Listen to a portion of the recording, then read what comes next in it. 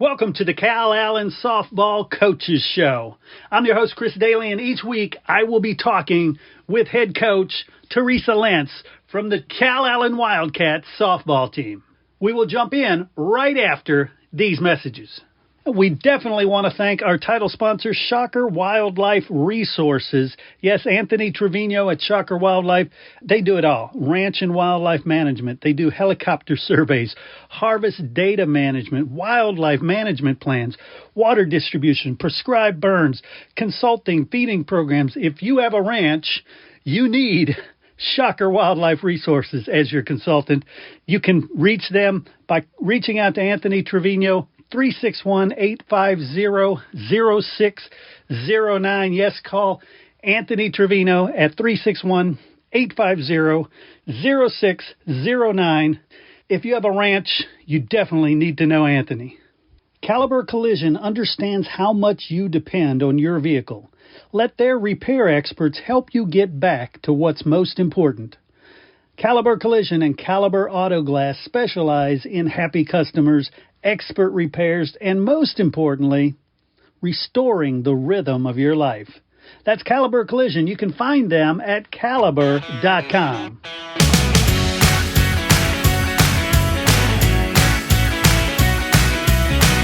All right, everybody join me in welcoming Coach Teresa Lentz to the Calallen Softball Coaches Show. Coach, how are you doing today? I'm doing really good. How are you, Chris? Good. And I have to ask you, before we get into anything about softball, have you seen any good April Fool's pranks people have pulled today? Not yet, thankfully, because I bet it would be on me if I did. So I just realized mid-morning that today was April 1st, and I was like, oh, my gosh, I need to be ready. Right. Remind me again, because who knows? Who knows what's going my way? You're right. I gotta be ready. I don't want any kids getting me on any pranks. It was about 5 years ago. I was pregnant, and two girls on the team pretended like they were upset at each other and fighting. And both of the girls more likely would have never probably fought, but they're both strong-headed girls, so it made me think like, well, this is different. And they just started pretend they were faking it out, but they faking it so good, and nobody was helping them. And I'm like 6 months pregnant. No, not even, like 8 months pregnant. And they're just going after it, and nobody was. I was like, hey, stop it. Y'all stop. Hey, somebody stop it. Nobody wanted to stop it. And I was just like, what is going on? So I had to get into it. And then I think Coach Pacina or somebody's like, all right, y'all stop. She's good about just stop. She's going to have a baby on the field. But they be pretty good. Nice. But you're right. I need to be ready for what's to come. Nice. And so who are the jokesters in the team right now? Oh, yeah, that's a good question. I would say definitely Audrina is a jokester. They all are. They all think they're slick and sneaky. Can't trust any of them when it comes to this stuff. Jordan, low-key, BB, Kylie, they're all just, they could all do some. Kaden, all of them. I don't trust any of them. All I know would trust would be Ava Garcia. She's if she was playing a trick, I wouldn't be able to tell, because you can read her very well. Nice. But other than that, they're all kind of tricky. So who knows with them? Yeah, well, good luck surviving. So let's talk about TM. That was a good game. TM. We beat them 10-1. It started off a little, I want to say maybe a little shaky. We had a lot going on that day. We had Alumni Day. Chick-fil-A throwing up the Chick-fil-A the Chick-fil-A cow on the first pitch. So that was a lot of fun. We had oil belt night. So a lot of girls from our local Little League came out and supported their team of choice. So if they went to TM, they got to go to TM side and run out with them. If they went to Calallen or they were fans of Calallen, they could come and run out with us. And so that was a lot of fun. A lot of things going on. Kind of, makes for not necessarily the best or easiest routine. It's kind of throwing them out of the routine a little bit. Girls did really well, I thought, after that first inning, and kind of settled in and settled down and got our heads where we needed to be. And hats off to them for playing the game. But girls were determined to do what we needed to do to take care of business, and they did. I believe Brooklyn Meadow was 4 for 3 runs. Phoebe, who had an amazing game, was 4 for 4, hit the cycle, and she had RBI and 3 runs. And so that was, I talk about just an amazing day at the plate, just seeing the ball. And then Audrina Almiron, she was 4 for 2. She had 2 RBI. So it was just a really good day for the girls. They were hitting the ball hard. So it was really nice to see. And it was nice to see how they handled that first inning. And I was curious to see how they would, come out, especially with a team like CM. They have a lot of talented players, some that are going to play at some big schools. So that was nice. It was really good. Nice. And how did y'all come out of there injury-wise? Let's talk about the health of the girls. Well, BB, she was hitting for the cycle, and she came in at third base. And I want to say the triple was one of her last hits to get. And she went in head first. Her left arm, which is her dominant arm, she's a true lefty, kind of got a little tweaked. She had some issues with it, tweaking it in May last year. And she, has been kind of battling that a little bit and kind of retweaked it. And I know that's something she has got to work through. And she does work through it.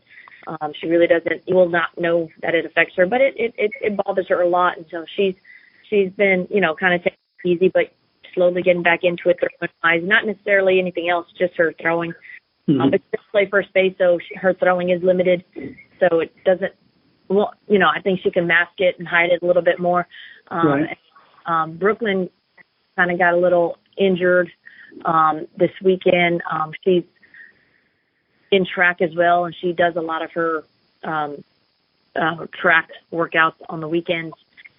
She does disc, if I'm not mistaken, and so she's practicing on the weekends and kind of tweaked her knee, the same knee that she had issues with the year before last, and so just kind of has a little bit of swelling and whatnot, but she also has district track this week, so we're going to let her take it easy this week, let her do what she needs to do for track, and then see what we can do without her in the lineup, just so that she's good to go for herself and for us in the future.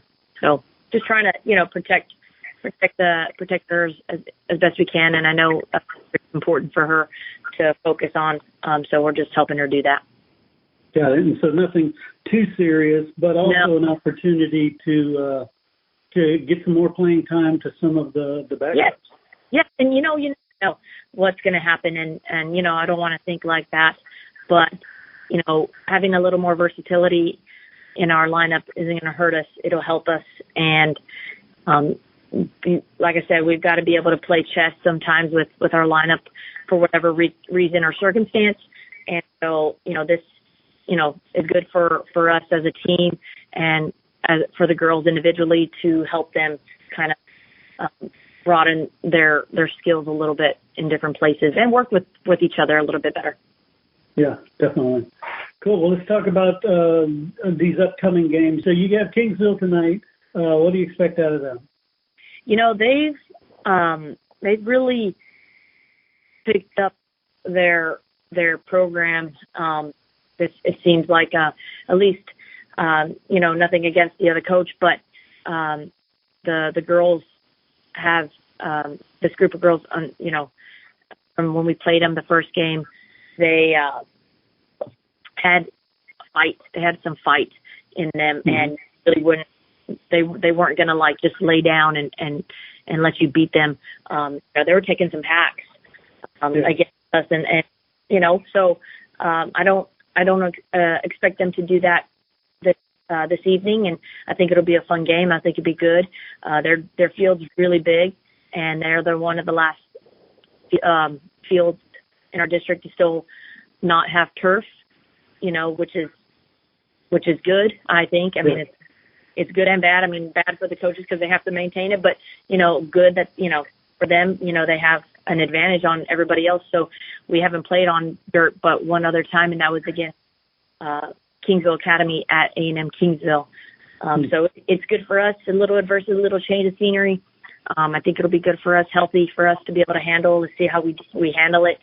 And I'm excited for the girls to come out and play today. And again, we're going to be a little different lineup, so a little curveball for our team. And again, I think it's a healthy thing for us to see how we handle this little change, because the girls aren't always good with handling change. So it's good for them to handle this.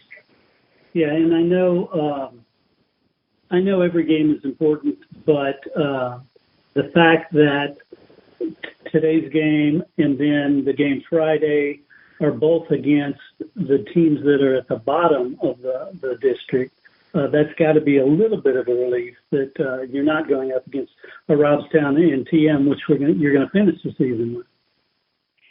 Yeah, I mean, maybe. I sometimes, to me, you can't take anybody for granted. Right. You can't have that not even a little bit. So, I mean, it's a challenging thing for you as a player and a coach, for me to try to help them understand that. So you just not approaching the games this week that way. Yes, allowing Brooklyn to use this time to hopefully get better and heal and whatnot. Maybe against these two teams, hey, maybe that works out in our favor. But it's just, I feel like we should still be able to do what we need to do with Brooklyn in the lineup this week or next, whatever, knock on wood. Just it's something that the expectation, the work that the girls put in, we have to be adaptable. We have to be able to do what we need to do. I believe we have a lot of athletes on the team. Therefore, we need to be able to utilize that in the right way. So, yes, against Kingsville, I thought that, yeah, sure, that kind of works out nice, but in my eyes, I like to think it wouldn't matter who it was, and we'd be able to try to pull it off no matter what. But come later in the season, of course that's just something if we can avoid. I would really want to avoid it for sure. Yeah, no doubt. And so, tell me, and I think I know the answer, but does talk of streaks, does that bother you? Because I know fans love stuff like that, to talk about different streaks and to, I guess, reflect on them, or is that just a distraction?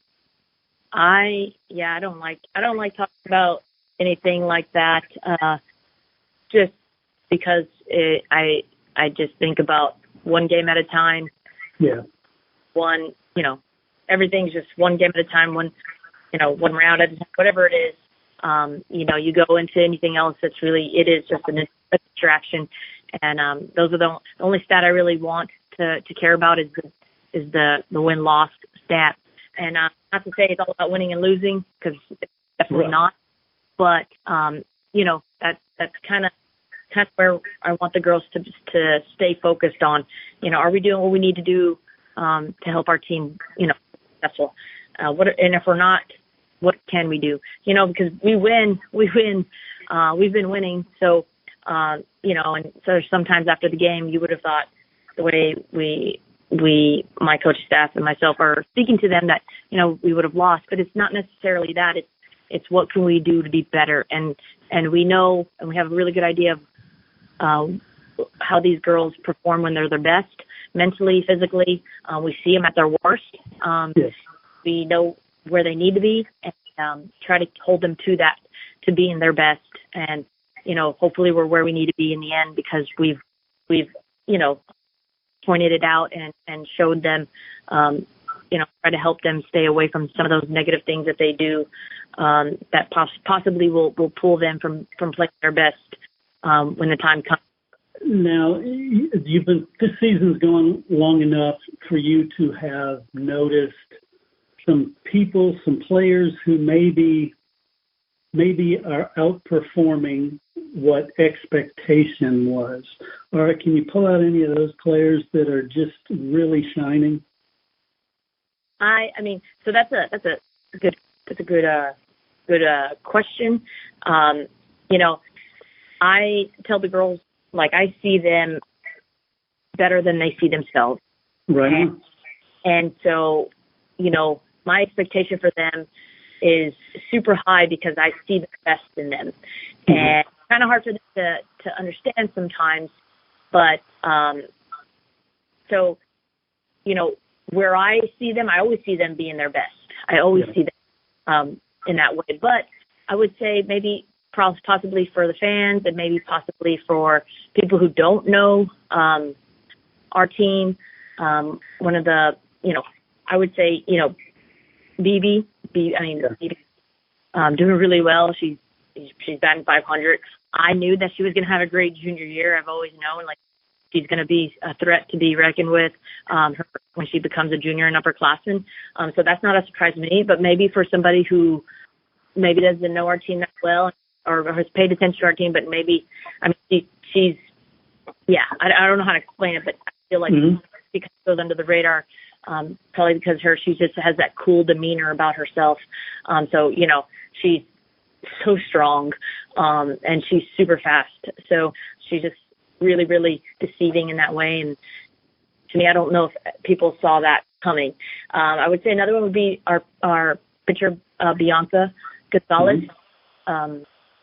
You could definitely say Jordan gets all the, all the hype and all that, but we've had some big games in our tournaments, and I know she's been out for the past couple of weeks, but she's back. She's ready. She's been to practice now, and hopefully she'll get the next game for us. Not tonight, but Friday. Hopefully she's still, everything goes well as far as her, but she's pitched amazing, and she's worked her tail off this fall and this season, and it's showing. And she's throwing harder than she's ever thrown. Her balls are moving better than she's ever had them move, in my opinion. She's really, really, so good. And I don't know if people know that or see that necessarily, but she is. And so that's another, feather in our hat because of her and how well she's doing. Another one is Kylie Butcher.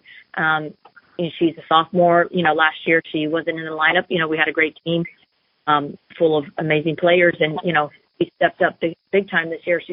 And talk about another person who's working their tail off in the off season, and even still now, she's matured a lot since last year. Still has some maturing to do, but she's batting like .426 for us, and really just doing exactly what we need her to do, and have her in that 9-hole spot. But to me, I love having somebody like that in our 9-hole.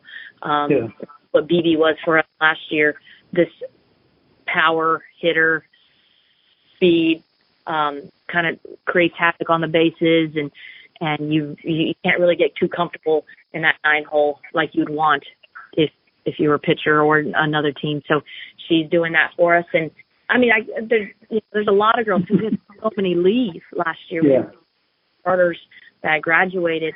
So, but those are probably the biggest ones. And it's just the girls are constantly stepping up and doing what they need to do for us in different ways, especially after last year.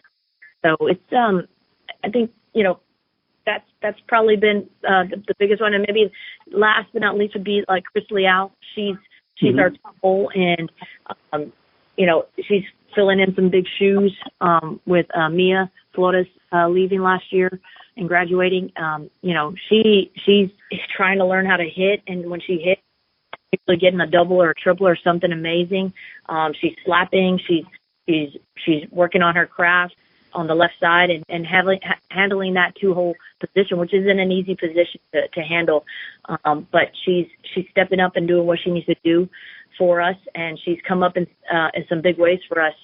So, there's so many girls that have stepped up, whether it's offensively, defensively, for our team, and just doing what we need them to do, and allowing us to have the successful season that we're having so far, which is 20-4. And and this is the toughest schedule we've had ever here. I mean, we've been out to seek out the toughest tournaments and teams, and we've done that and shows. And our strength of schedule is one of the top in the state. So that makes me feel good that we're not just allowing the girls to just our 20 wins aren't just the easiest 20 wins. They're such tough teams, and those 4 losses, I think most of them were by 1 run, if not 2.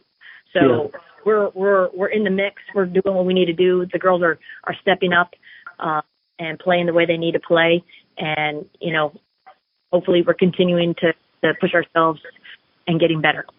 Definitely. Well, again, congratulations on 20 wins so far, and best of luck this week. Hopefully we'll be all positioned to end the district run next week.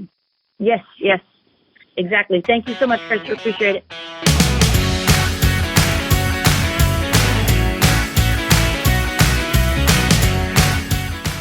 We also need to thank Downtime Services. Downtime Services offers specialized on-site field machining services that maximize your uptime without sacrificing quality.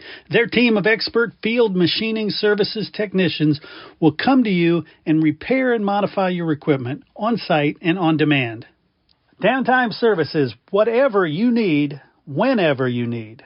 Find Downtime Services online at downtimeservices.com or call them at 800-900-1256.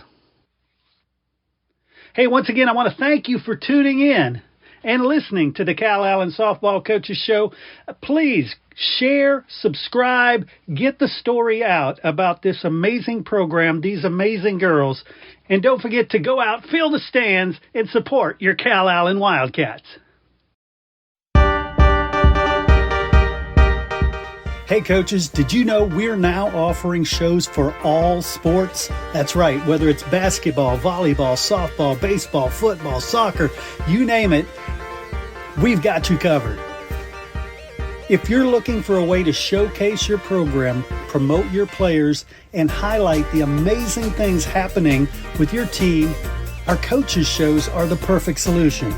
Plus, our business model lets you or your booster club raise money while building excitement and support for your program.